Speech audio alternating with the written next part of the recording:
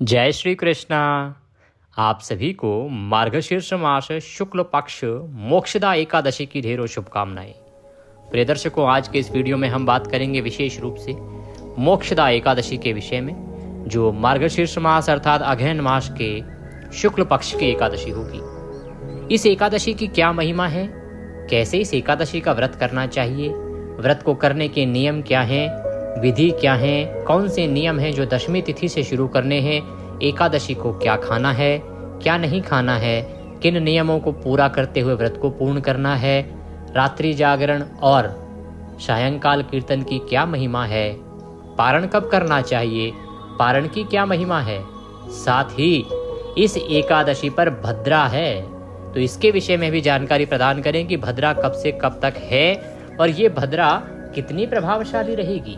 क्या इस भद्रा का प्रभाव रहेगा इस एकादशी पर?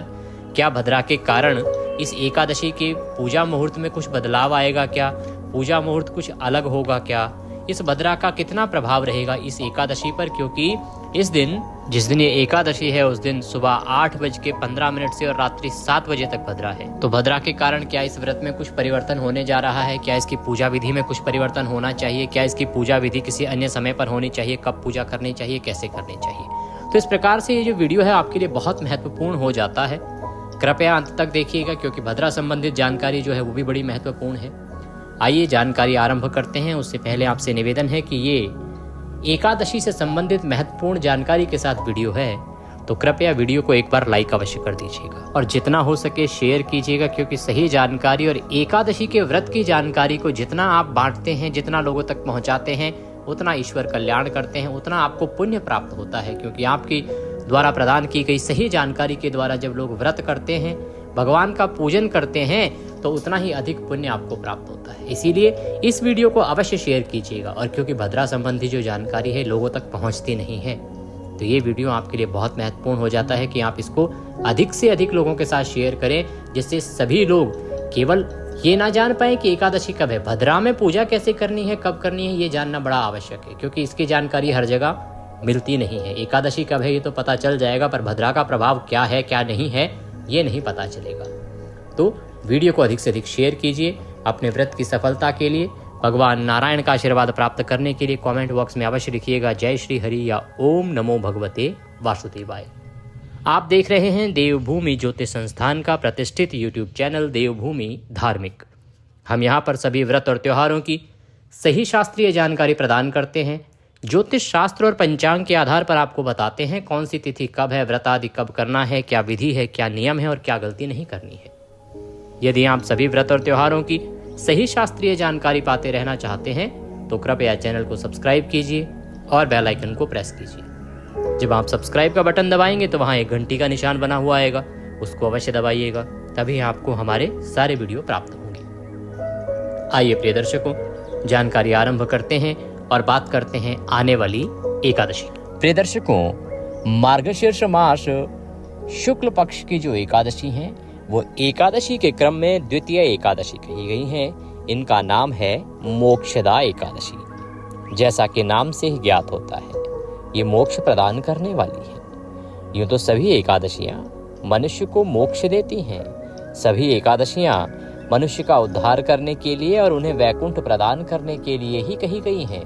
कि जो कोई एकादशी का व्रत करता है वह भगवान नारायण को बड़ा प्रिय होता है और भगवान नारायण के आशीर्वाद से उसे मोक्ष की प्राप्ति होती है, उसे वैकुंठ की प्राप्ति होती है। इसीलिए एकादशियों को परम पुण्यदायी और वैकुंठ प्रदायिनी ही कहा गया है।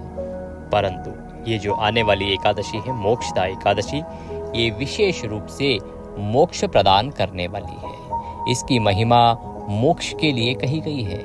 भगवान नारायण की ये प्रिय एकादशी है और जो इस एकादशी का व्रत करता है उसके जीवन के संकट तो दूर होते ही हैं, परंतु यदि वो बड़े से बड़ा पातकी हो, महापातकी हो, महापापी भी हो, संकल्प करके इस एक एकादशी का व्रत कर ले तो उसका निश्चित ही उद्धार हो जाता है, ऐसा भगवान कृष्ण कहते हैं। भगवान कृष्ण कहते हैं कि जिस प्रकार से पूर्व काल में इस एकादशी ने महापातकी राजा का उद्धार किया, महापापी राजा का उद्धार किया, उसी प्रकार से यह एकादशी इसका व्रत करने वाले को पापों से बचाती है, उनके बड़े से बड़े पाप का नाश कर देती है। इसीलिए जो भी जन मोक्ष की कामना करते हैं या जो भी जन भगवान नारायण के आशीर्वाद की कामना करते हैं, उन्हें ये एकादशी का व्रत अवश्य ही करना चाहिए। क्रम के अनुसार तो ये द्वितीया कही गई है, क्योंकि पहली एकादशी आती है उत्पन्ना एकादशी, जो अभी मार्गशीर्ष मास में कृष्ण पक्ष में थी। वहीं से एकादशी का चक्र शुरू होता है और उसी दिन एकादशी का प्रादुर्भाव हुआ था, इसीलिए उसे उत्पन्ना एकादशी कहा जाता है। बात करते हैं कि इस एकादशी के व्रत के प्रथम दिवस के नियम क्या रहेंगे, क्योंकि एकादशी का जो व्रत है वो एक दिवसीय नहीं होता। व्रत आप एक दिन करते हैं, लेकिन इसका जो विधान है ना वो त्रिदिवसीय है, 3 दिन का विधान है इसका। पहले दिन से नियम शुरू होते हैं, दूसरे दिन व्रत है और तीसरे दिन पारण है।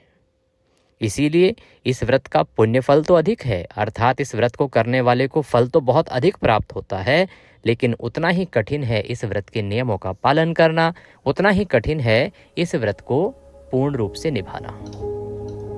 मोक्षदा एकादशी के व्रत के एक दिन पहले आपको कुछ वस्तुओं का त्याग करना चाहिए और कुछ नियमों का अनुपालन करना चाहिए, नियमों को धारण करना चाहिए। नियमों में प्रमुख रूप से एकादशी के एक दिन पहले ही आपको जो स्नान करना है, उसमें जो भी माताएं बहनें बाल धोती हैं वो अपना सर धो लीजिए, क्योंकि जो नियम है उसके अनुसार एकादशी के दिन बाल कुछ प्रांतों में नहीं धोए जाते हैं। और ब्रह्मचर्य धारण कीजिए, ब्रह्मचर्य अपना लीजिए व्रत के एक दिन पहले से ही। ब्रह्मचर्य के साथ साथ एक दिन पहले ही आपको, जो लोग मांसाहार करते हैं, जो लोग मदिरा पान करते हैं, उनको मांसाहार और मदिरा पान का त्याग कर देना चाहिए व्रत के एक दिन पहले। लहसुन प्याज खाने वालों को भी एक दिन पहले इसका त्याग करना चाहिए। ऐसा नहीं कि आज खाएं पिएं खूब और कल व्रत करें, अनुचित है। व्रत के एक दिन पहले त्याग कहा गया है। मसूर की दाल नहीं खानी चाहिए, इसका त्याग व्रत के एक दिन पहले होना चाहिए। हरी पत्तेदार सब्जियां बिल्कुल भी नहीं खानी चाहिए, इसका त्याग भी पूर्णतः व्रत के एक दिन पहले कहा गया है। शहद का प्रयोग भूल के भी हमें नहीं करना चाहिए। एकादशी अनुष्ठान में शहद का प्रयोग वर्जित होता है। हाँ, कुछ एकादशी होती हैं और एक द्वादशी भी होती हैं जिन पर शहद की महिमा अधिक होती है। इसके अतिरिक्त सभी एकादशियों पर मूलतः शहद का प्रयोग जो है वर्जित है। तो शहद जो है दशमी तिथि से ही आपको छोड़ देना चाहिए।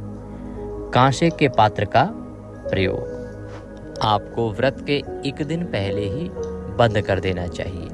आप एकादशी का जिस दिन व्रत कर रहे हैं उससे एक दिन पहले कांसे की वस्तु का प्रयोग नहीं करेंगे। आपके प्रश्न आते हैं, पंडित जी ये क्या वस्तु होती है और कहाँ इसका प्रयोग करते हैं? तो बहुत सारे स्थानों पर भगवान को भोग लगाने के लिए आज भी कांसे का पात्र प्रयोग किया जाता है। प्राचीन समय की ये धातु है जिससे घंटी घड़ियाल आदि भी बनते हैं ना। वह अगर हम बात करें तो बहुत सारे प्रांतों में तो अभी भी विवाह के समय कांसे के पात्र में ही जो है चेहरा दिखाया जाता है दूल्हा दुल्हन का। एक विशेष विधान होता है जिसके तहत कांसे की 2 कटोरियों का प्रयोग होता है। तो इसी प्रकार से कांसे का जो पात्र है जिससे घंटियां भी बनते हैं, घड़ियाल आदि बनते हैं, जिनसे हम घंटी आदि बजा के आरती करते हैं, वो सभी कांसे से बने होते हैं। तो ये कांसे का जो प्रयोग है ना, ये आपको दशमी तिथि को ही बंद कर देना है।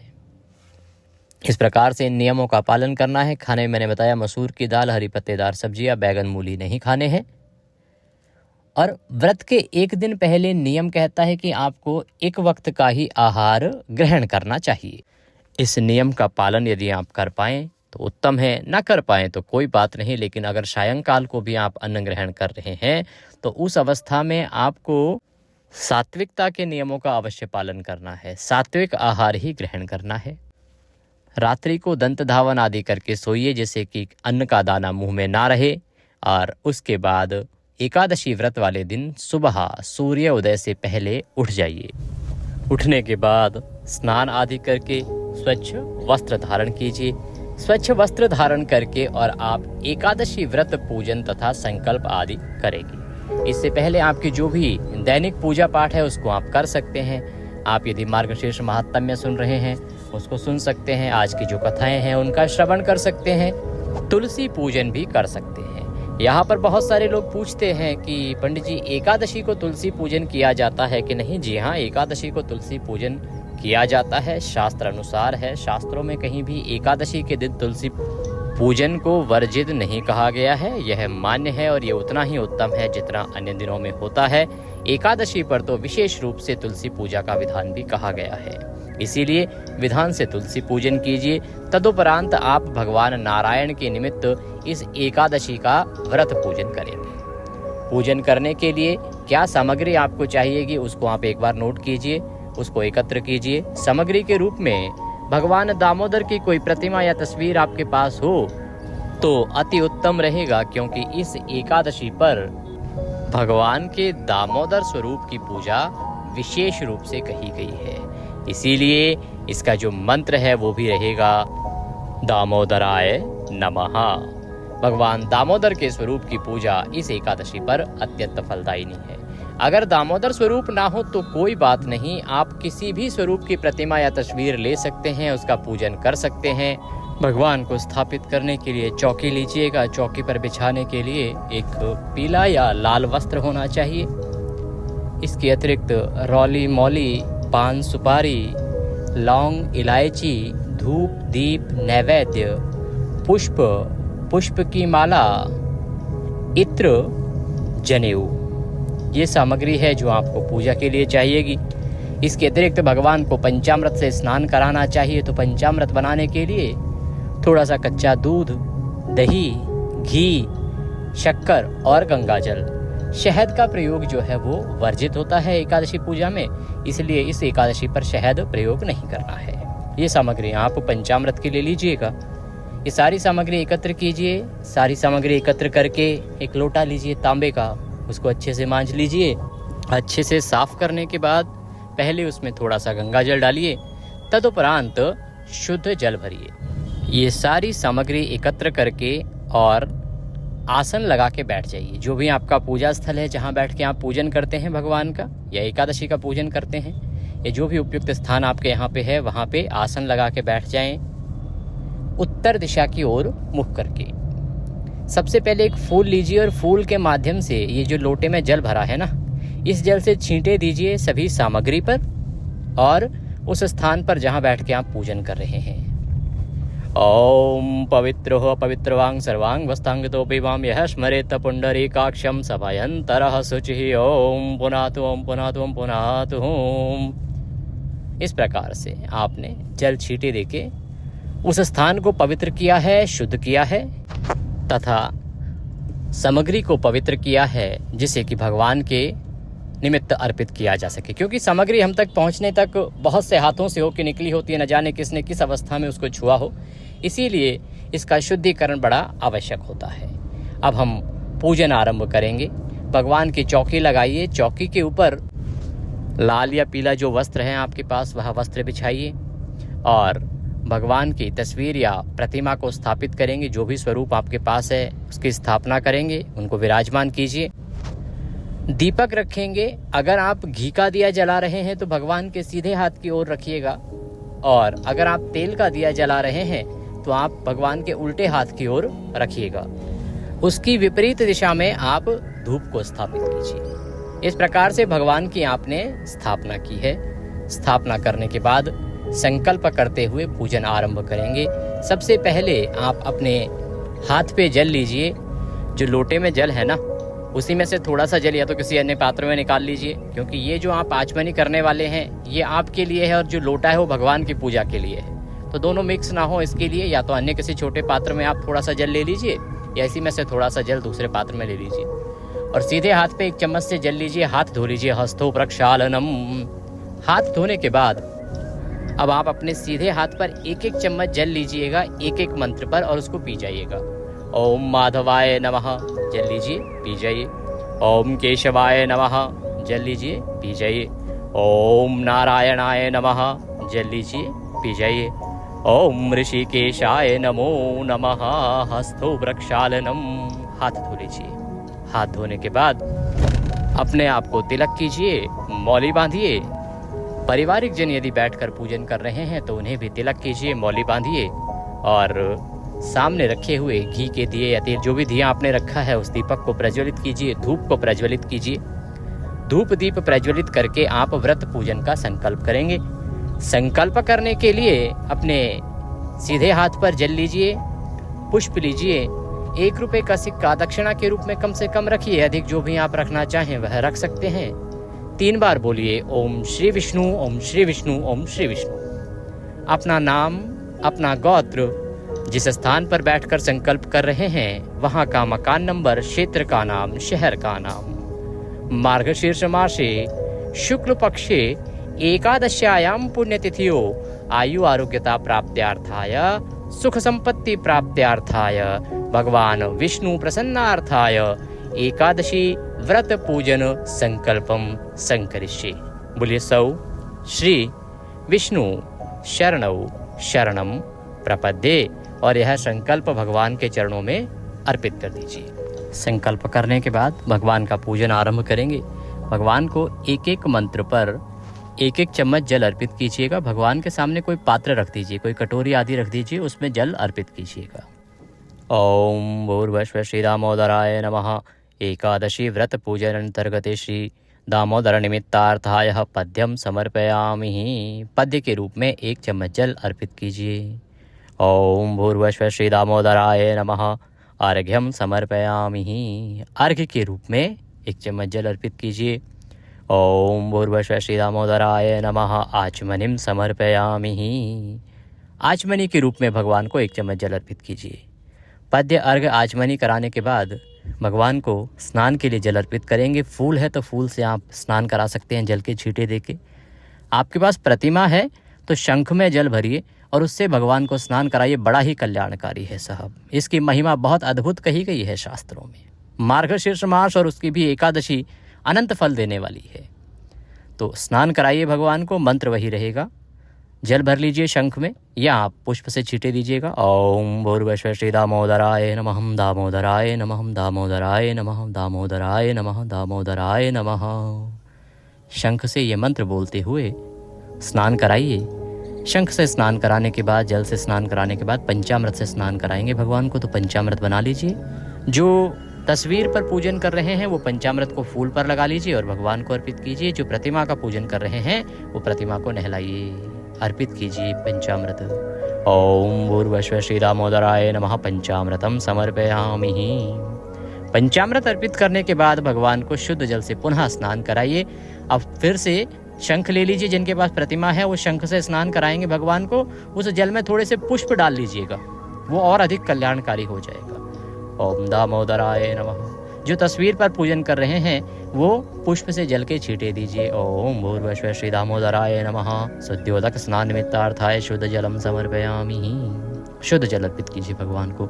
शुद्ध जल से स्नान करा के वस्त्र अर्पित करेंगे तो वस्त्र के रूप में मौली का 1 टुकड़ा तोड़िए, वह भगवान को अर्पित कीजिए। ओम भूर्भुवः श्री दामोदराय नमः। वस्त्रम समर्पयामि। वस्त्रम उपवस्त्रम यज्ञोपवीतम। यज्ञोपवीत अर्पित करेंगे। यज्ञोपवीत क्या? जनेऊ लीजिए, उसको रौली कुमकुम आदि से तिलक कर लीजिएगा और उसको अर्पित कीजिएगा। ओम भूर्भुवः श्री दामोदराय नमः। यज्ञोपवीतम समर्पयामि। अब भगवान को तिलक कीजिए। ओम भूर्भुवः श्री दामोदराय नमः। तिलकम समर्पयामि। तिलक कीजिए। तिलक करने के बाद भगवान को पुष्प अर्पित करेंगे। माला होगी तो माला पहनाइएगा। ओम भूर्भुवः श्री दामोदराय नमः। पुष्पम समर्पयामि। माल्यार्पणम कुरु। माला पहनाइए, माला है तो, अन्यथा पुष्प अर्पित कीजिए। पुष्प अर्पित करने के बाद भगवान को धूप दिखाएंगे, दीप दिखाएंगे। ओम भूर्भुवः श्री दामोदराय नमः। धूपम अग्रापयामि। ओम भूर्भुवः श्री दामोदराय नमः। दीपम दर्शयामि। धूप दिखाइए, दीप दिखाइए और भगवान को नैवेद्य अर्पित कीजिए। नैवेद्य में क्या? आप फल ले सकते हैं, मिठाई ले सकते हैं या मिश्री ले लीजिए। जहाँ बताशे मिलते हैं आप बताशे ले लीजिएगा। भगवान को अर्पित कीजिएगा भोग के रूप में। ओम भूर्भुवः श्री दामोदराय नमः। नैवेद्यम समर्पयामि। भगवान को नैवेद्य अर्पित कीजिए। फिर जलाचमनी कराएंगे। जलाचमनी कराने के लिए 1 चम्मच जल लीजिए, भगवान को अर्पित कीजिए। ओम भूर्भुवः श्री दामोदराय नमः। जलाचमनीम समर्पयामि। जलाचमनी कराइए भगवान को। जलाचमनी करा के तांबूल अर्पित करेंगे। तांबूल के रूप में पान का पत्ता लीजिए, उस पर 2 लौंग, 2 इलायची और 1 सुपारी रखिए और वह तांबूल बना के अर्थात पान का बीड़ा बना के अर्पित कीजिए। या आप बना बनाया मीठा पान भी भगवान को अर्पित कर सकते हैं। ओम भूर्भुवः श्री दामोदराय नमः तांबूलम समर्पयामि। तांबूलम पूंगी फलम शुभ दक्षिणायाम शुभदो वरदो भवः। जो भी दक्षिणा आप अर्पित करना चाहते हैं भगवान को, वह दक्षिणा अर्पित कीजिए। ओम भूर्भुवः श्री दामोदराय नमः शुभ दक्षिणायाम समर्पयामि।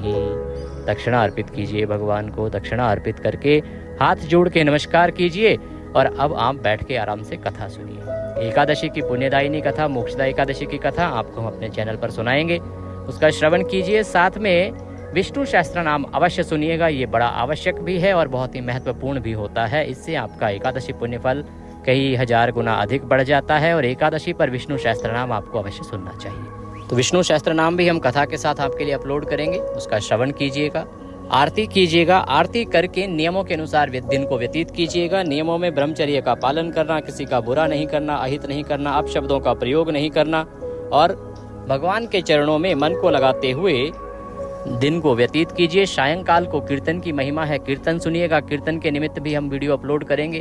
अगर आप कहीं कीर्तन में ना जा पाएँ तो केवल आप उसको सुन लें, उससे भी आपको कीर्तन का फल प्राप्त होगा। रात्रि जागरण की महिमा है, रात्रि जागरण भी स्तोत्र सुनते हुए ही करना चाहिए, तो उसके लिए भी पाठ और स्तोत्र उस वीडियो में उपलब्ध होंगे। आप रात्रि जागरण कीजिएगा उनको सुनते हुए। रात्रि जागरण करने के बाद अगले दिन सुबह सूर्योदय से पहले उठ जाइएगा। रात्रि जागरण कम से कम 1 बजे तक करें, अधिक जितना कर पाएं उतना अच्छा है। अगले दिन पारण के लिए सूर्योदय से पहले उठ जाइएगा, स्नान आदि करके स्वच्छ वस्त्र धारण करके पारण की पूजा कीजिएगा। जो पारण के निमित्त दान पुण्य के कर्म है उनको कीजिएगा और उसके बाद आप अपने व्रत का पारण कीजिएगा। अब बात करें कि ये व्रत करना कब है, तो प्रिय दर्शकों, इस वर्ष 2025 में मार्गशीर्ष मास के शुक्ल पक्ष की मोक्षदा एकादशी तिथि की शुरुआत हो रही है 30 नवंबर को रात को 9:29 पर और इसका समापन होगा 1 दिसंबर की रात को 7:01 पर। ऐसे में उदया तिथि मान के अनुसार 1 दिसंबर को एकादशी रहेगी और द्वादशी युक्ता भी है। इसीलिए 1 दिसंबर को ही इस मोक्षदा एकादशी अर्थात मार्गशीर्ष शुक्ल पक्ष एकादशी का व्रत किया जाएगा। एकादशी के जो नियम है वो भी इसी दिन पालन कर रहे हैं आपको। साथ ही एकादशी पर प्रिय दर्शकों इस बार भद्रा का साया कहा जा रहा है। हाँ, ये सच है कि इस दिन भद्रा है, लेकिन एक बात का ध्यान दीजिएगा कि ये जो एकादशी है मोक्षदा एकादशी, इस पर इस भद्रा का कोई प्रभाव नहीं रहेगा। इसकी पूजा पाठ में कोई रुकावट नहीं रहेगी। आप अपने विधि विधान से पूजन करें। ये भद्रा इस एकादशी के पूजा पाठ में नगण्य है, इसका कोई महत्व नहीं है। पारण आपको व्रत के अगले दिन अर्थात 2 दिसंबर को करना है और पारण के लिए जो शुभ समय रहेगा वो रहेगा सुबह 7 बजे से लेके और 9:05 तक। तो ये थी जानकारी आने वाली एकादशी मोक्षदा एकादशी के विषय में। कुछ और महत्वपूर्ण जानकारियां होंगी जो मैं अगले वीडियो में और प्रस्तुत करूंगा, क्योंकि कुछ चीज़ें हो सकता है कि इस बार छूट गई हों। वीडियो भी मैंने छोटा बनाने का प्रयास किया है, तो अगला वीडियो जो एकादशी का आएगा उसमें और इसके भोजन से संबंधित, क्या आहार लें क्या ना लें, उससे संबंधित जानकारियाँ और अन्य जो मुहूर्त हैं उनके संबंधित जानकारियाँ भी मैं प्रस्तुत करूँगा। कुछ और पूछना चाहें, कहना चाहें, कॉमेंट बॉक्स में लिख के पूछ लीजिएगा। दक्षिणा स्वरूप यदि कुछ भी भेजना चाहें तो स्क्रीन पर नंबर आ रहा है 900 से, उस पर भेज सकते हैं। QR कोड आ रहा है, उसको स्कैन करके उस पर भी भेज सकते हैं। और प्रतिदिन सुनना ना भूलिएगा मार्गशीर्ष मास महात्म्य, क्योंकि एकमात्र ये हमारा चैनल है जो आपको सही महात्म्य जो भगवान नारायण के द्वारा कहा गया है, जो भगवान ब्रह्मदेव के पूछने पर भगवान विष्णु ने सुनाया था, वह महात्म्य सुनाया जा रहा है। और मार्गशीर्ष मास की महिमा कार्तिक से अधिक है, इसको समझिए। कार्तिक मास स्नान और महात्म्य श्रवण करने से 1 करोड़ गुना अधिक फल मार्गशीर्ष मास महात्म्य और स्नान करने का है। अभी 15 दिन बचे हैं, तो इनमें प्रतिदिन मार्गशीर्ष मास महात्म्य श्रवण कीजिए और उसका लाभ लीजिए। और ये मैं नहीं कह रहा हूँ, ये नारायण के वाक्य हैं कि ये कार्तिक मास से 1 करोड़ गुना अधिक पुण्य देने वाला है। भगवान नारायण सब पर कृपा करें। हरि